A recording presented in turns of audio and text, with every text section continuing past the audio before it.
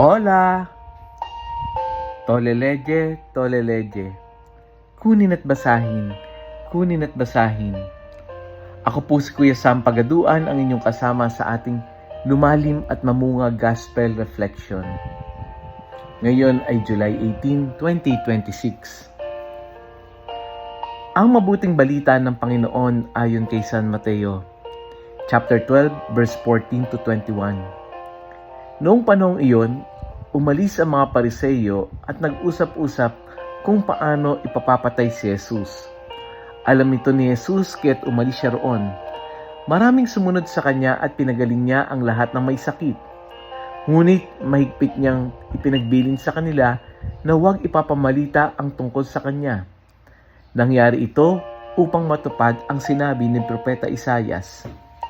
Narito ang lingkod ko na ako rin ang humirang. Minamahal ko ng labis, lubos kong kinalulugdan. Ang banal kong espiritu sa kanya ay ibibigay.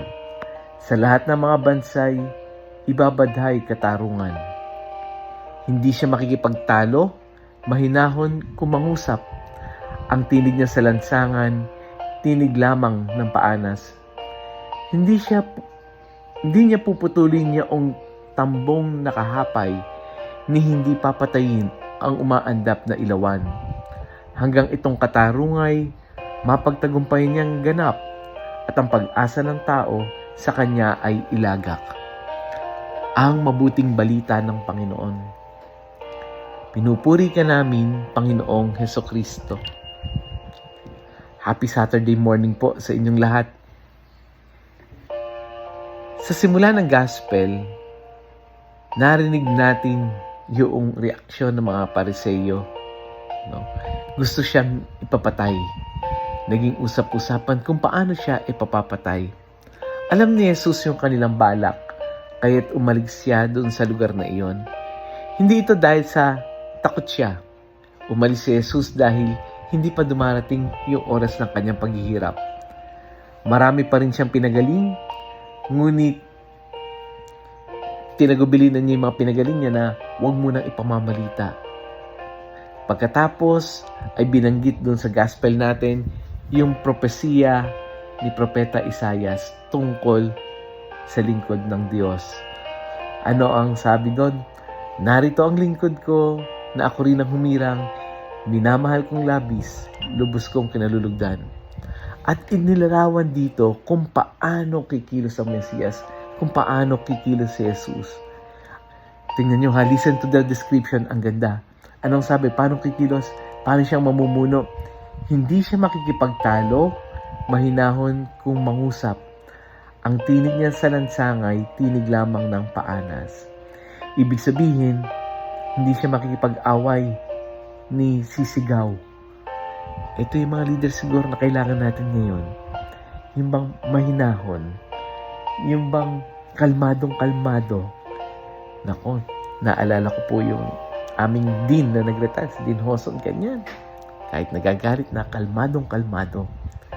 Hindi siya mamumuno sa pamamagitan ng dahas. Hindi siya nangingibabaw sa pamamagitan ng sigawan, kundi sa pamamagitan ng kababaang loob at habag. At ang part na gusto kong pagdilayan natin dito sa propesiyang ito yung nakalagay. Hindi niya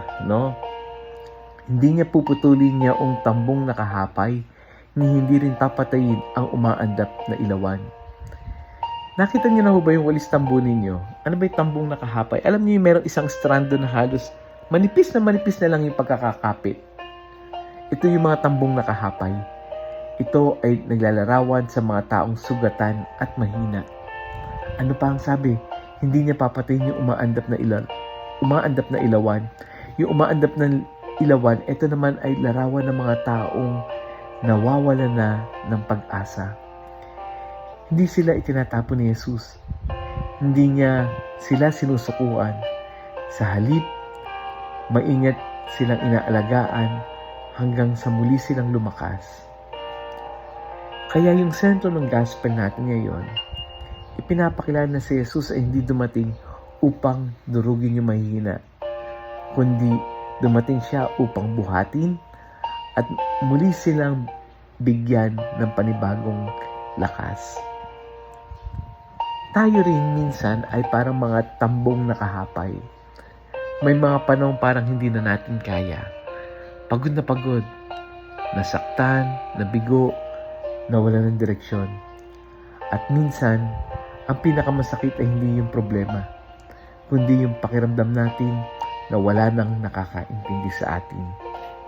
May mga tao kasing kapag nakikita kang mahina, lalo pang pinabibigat yung dala mo. Napakabilis manghusga, napakabilis magsalita, napakabilis magbigay ng opinyon. Pero si Jesus, hindi ganun ang ginagawa. Sa gospel natin ngayon, anong ginawa niya? Inaalalayan niya ang mga sugatan. Napakagandang larawan ito para sa ating panahon. Dahil maraming tao ngayon ay tila nawawalan na ng ningas ng ilaw. May mga kabataang nawawalan ng pag-asa. May mga magulang na tahimik na umiiyak dahil sa problema sa pamilya. May mga taong humingiti sa opisina pero gabi-gabing lumuluha. May mga estudyante na hindi natin alam ang pinagdadaanan. At baka hindi nila kailangan yung sermon. Ang kailangan nila ay yung taong makikinig. Isang taong magpaparamdam na hindi sila nag-iisa. Kaya habang pinagninilayan ko yung gospel na ito, naku talagang naalala ko yung ating psychological first aid ministry. Hindi ito tungkol sa pagiging therapist, hindi ito tungkol sa pagkakaroon ng lahat ng sagot. Ito yung tungkol sa pagiging presensya ni Kristo sa taong halos nawawala na ng pag-asa.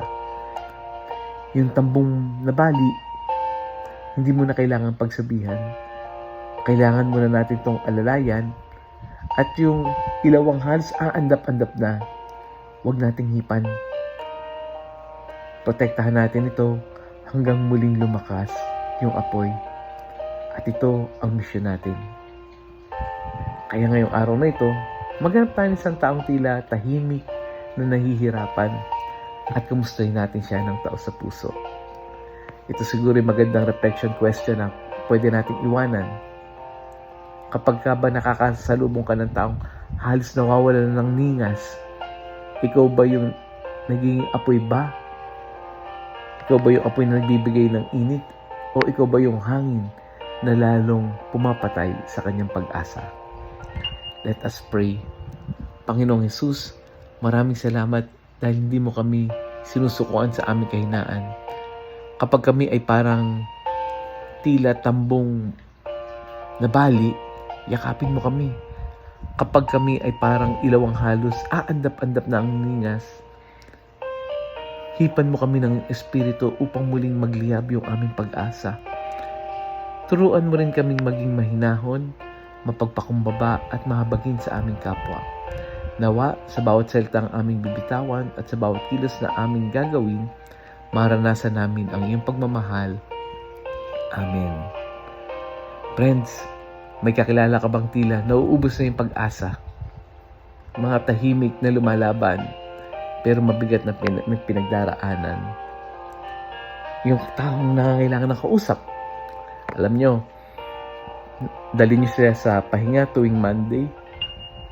Andon, we will offer a free counseling para sa kanila.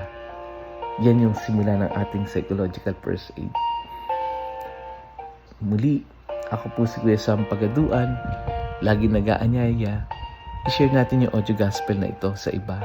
Share natin ito sa ating mga kaibigan, kakilala. Mag-comment tayo dito sa mga YouTube natin, sa Facebook, kung may katanungan. Halina, tayo ay lumalim at mamunga. Lumalim sa pananampalataya at mamunga na mabubuting gawa. God bless us all.